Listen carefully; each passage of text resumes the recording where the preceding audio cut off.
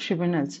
Discuss the constitutional basis. We need to know about the constitutional basis for establishment of tribunals in India. How do tribunals enhance the efficiency of judicial system? What is the constitutional basis? What does constitution guarantee for the establishment of the tribunals? The establishment of the tribunals is under Article 3, 2, 3A and 3, 2, 3B of the Constitution. So we need to remember that there are two articles for tribunals, 3, 2, 3A, 3, 2, 3B. So T 323A and we have 323B is for the establishment of tribunals, right? The Constitution provides the establishment of the tribunals under Article 323A, 323B. Article 323A empowers the Parliament to establish administrative tribunals for adjudication of disputes. We have administrative tribunal is for the adjudication of the disputes, right? So it empowers the Parliament to adjudicate establishment of the tribunals for adjudication of the disputes and complaints. Administrative tribunals. So A for administration. 323A is related to administration. So we have Article 323A is related to administration. Administrative tribunals for the adjudication of disputes and complaints related to the recruitment and service conditions of the public servants. And this tribunal is related not for administration, like you have an issue in the administration, you go and complain. No, it is related to the disputes and complaints relating to the service condition of the public servants. This tribunal is related for the public servants, right? The administrative tribunals is related to the conditions of the service of public servants. B is allows Parliament and a state legislature to establish tribunals.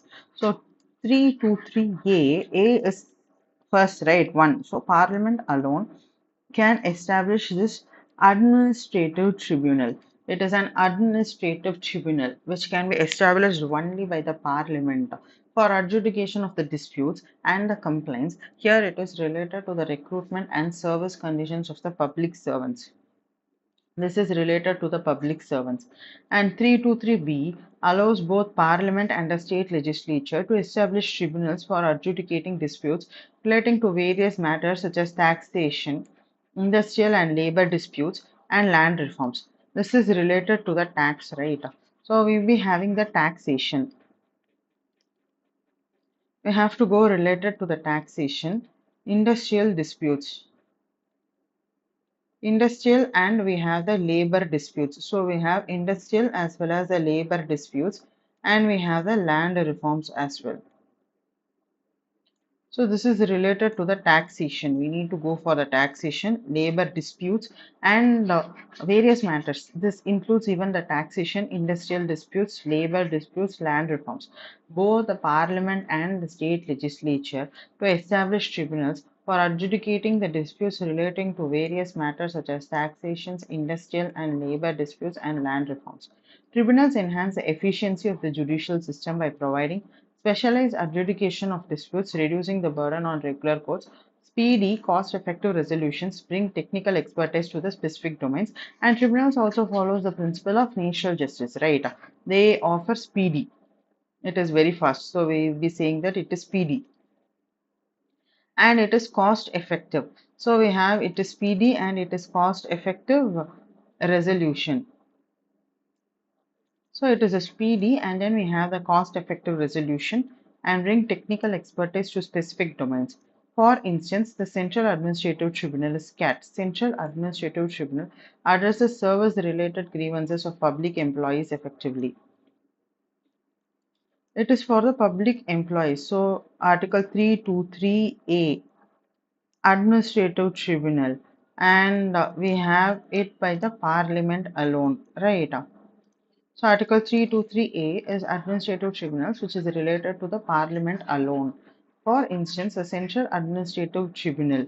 The Central Administrative Tribunal addresses the service-related grievances of public employees effectively, efficiently, enabling regular courts to focus on pressing matters.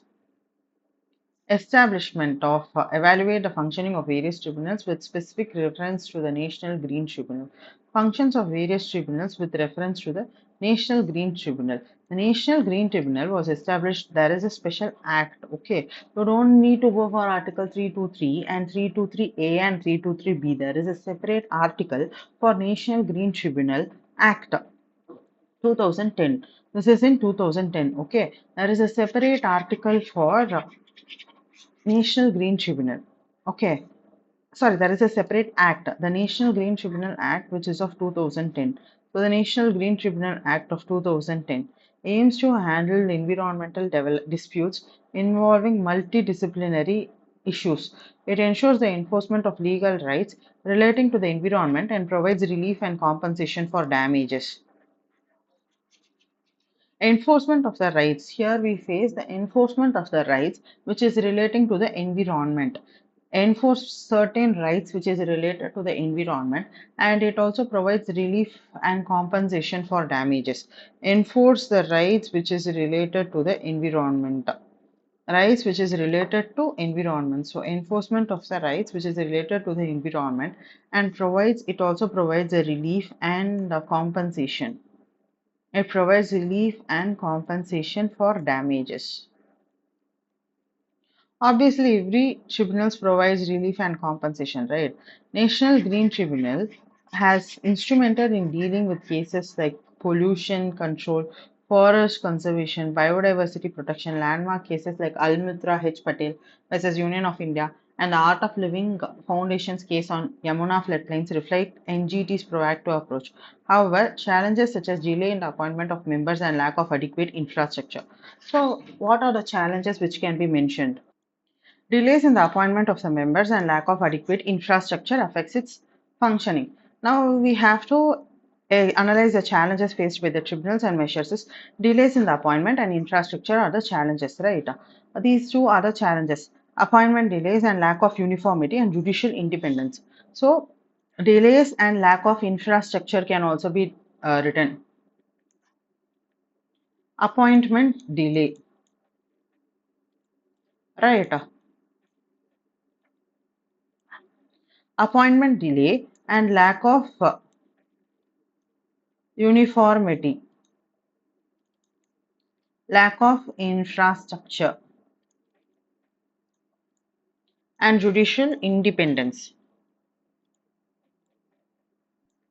So, appointment processes leads to vacancies hampering the tribunal efficiencies. Lack of uniformity. Different tribunals operate under varying statutes, procedures causes inconsistencies. Judicial independence. Executive interference in the tribunal appointments and functioning raises control. So, the executive is being interfered in the tribunal appointments, right? So, how does this ensure the judicial independence? The tribunals are quasi judicial sometimes, right?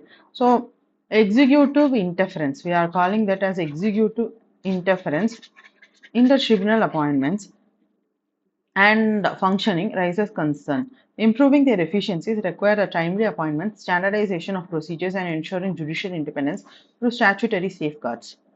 Now, role of the tribunals in the context of insolvency and bankruptcy code. Right. The Insolvency and Bankruptcy Code is 2016. Now, when we say examples for the tribunals, we can mention Central Administrative Tribunal is an example, which is under Article 323A. Then we can also mention National Green Tribunal under National Green Tribunal Act of 2010. Now, Insolvency and Bankruptcy Code, which established the National Company Law Tribunal and National Company Law Appellate Tribunal. Two bodies are established in the Insolvency and Bankruptcy Code. It belongs to 2016. Now, how do we remember that Insolvency and Bankruptcy Code belongs to like 2016, right? It is too little old. So, Insolvency and Bankruptcy Code is 2016, whereas the Nature is 10. Nature is 10, and Insolvency and Bankruptcy Code is 16. 1 6 is where Insolvency and Bankruptcy 1 and 6, right? 1 6 2016. It established the National Company Law Tribunal and its appellate body. There is also an appellate body which is National Company Law Appellate Tribunal. So we have to speak about a body is National Company Law Tribunal.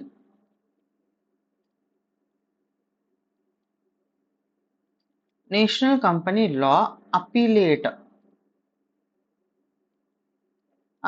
Tribunal.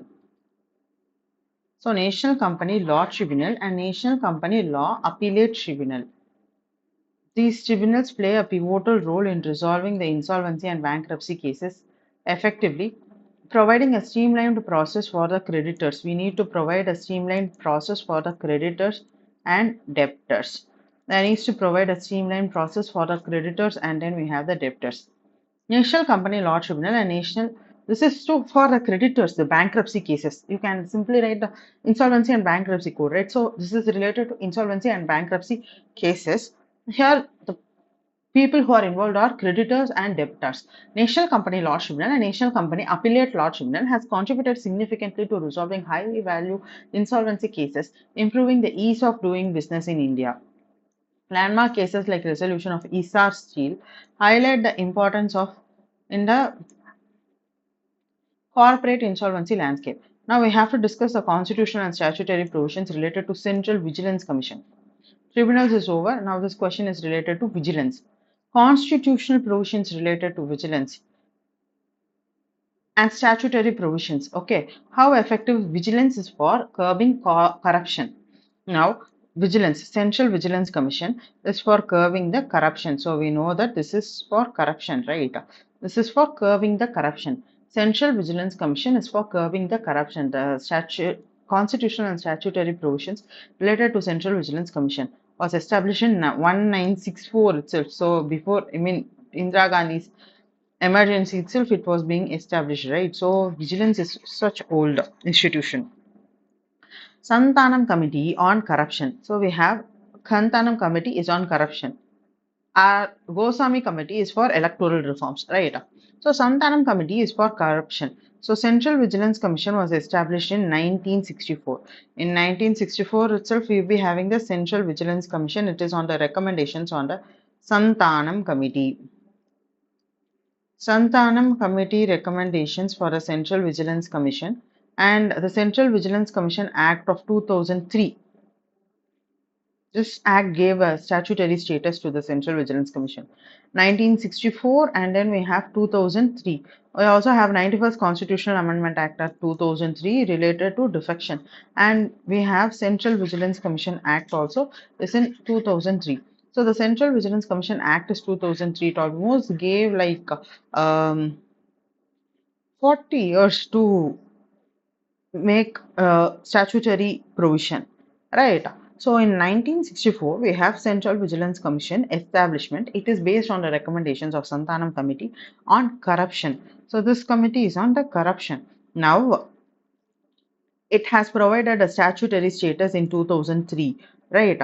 CVC is responsible for all the vigilance activities, monitoring and advising organizations in planning, executing and reviewing their vigilance work.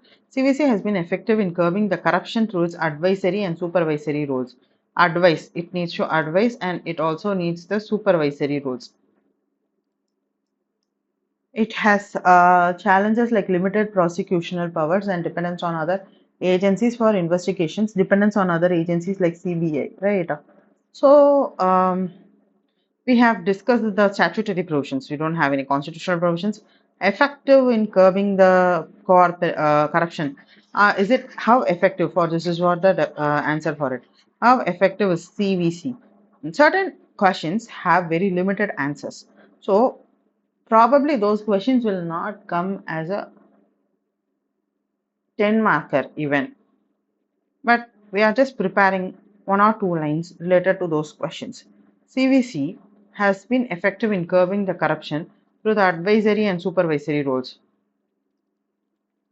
Advisory and then we have the supervisory. So we'll be having the advice and then we have the supervisory role. But challenges like limited prosecutional powers, dependence on other agencies for investigation, it hinders effectiveness. Critically assess the role of CVC in promoting transparency and accountability in public services, public administration. Role of the transparency and then we have the accountability. So what is the role of transparency? And then we have the accountability.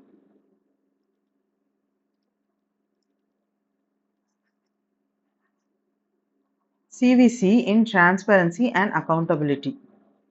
Right. CVC plays a crucial role in promoting transparency and accountability in public administration by overseeing the anti-corruption measures, conducting inquiries and advising on the vigilance matters. Its effects in promoting e-governance and preventive vigilance measures have enhanced the administrative transparency. So, anti-corruption measures, inquiry and advising on vigilance matters, anti-corruption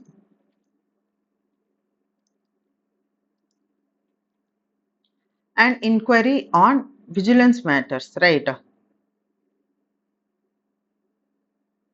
Now, it also promoting the e-governance and preventive vigilance measures as enhanced administrative transfer. So it is only for the civil cases. CVC is for the civil cases. It is not for the criminal cases, right?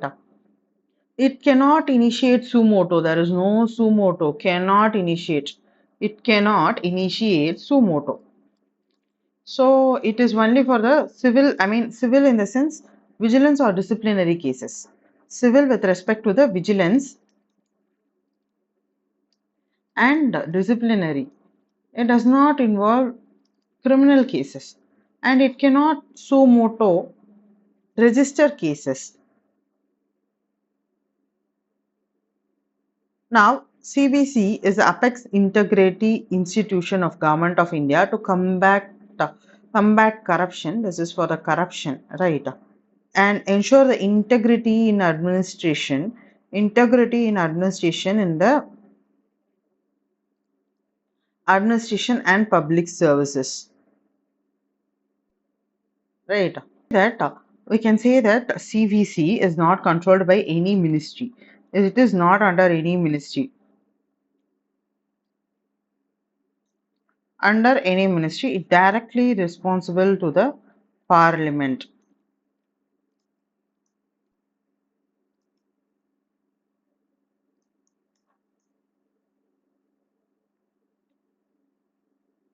It is not an investigating agency also. It needs to support annual report, right?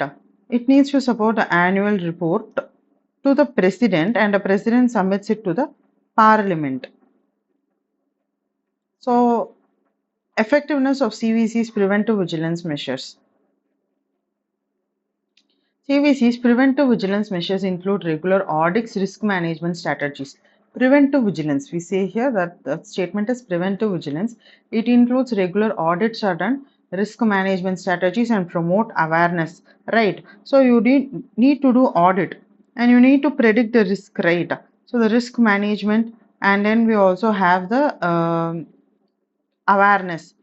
Integrity Pact in public procurements have significantly reduced the corruption risk. However, the effectiveness across different sectors require continuous evaluation and improvement. Challenges faced by the CBA: limited investigating powers and resource constraints is limited manpowers and financial limited. Even this is the most important, right? Overlapping jurisdictions with other anti-corruption bodies, right?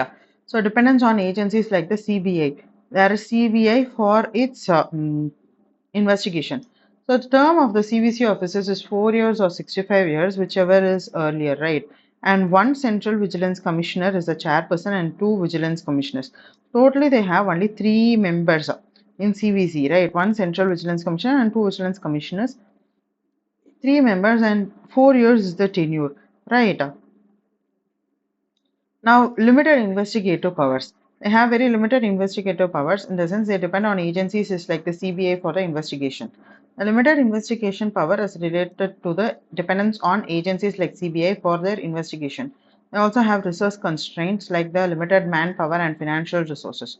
Overlapping jurisdictions, we have conflict with the other anti-corruption bodies. Enhancing its effectiveness requires the statutory empowerment for independent investigations, increased resources, and clear demarcation of jurisdictional boundaries. Now, constitutional and statutory basis for the establishment of CBI. There is no constitutional or statutory basis for the establishment of CBI. There is an act. CBI was established on Delhi Special Police Establishment Act. It is not directly mentioned in the constitution, right? And Supreme Court cases like Vineet Narayan case have shaped its autonomy and functioning. The CBI was established on the basis of the Delhi Special Police Establishment Act of 1946. This is even before independence, right? So, Delhi Special Police Establishment, and it is under the Department of Personnel and Training. It functions under the DOPT, Department of Personnel and Training. CBI is established under the Delhi Special Police Establishment Act of 1946. Right. Now it functions under the Department of Personnel and Training and not directly mentioned in the Constitution. The Supreme Court cases like the Vinith Narayan case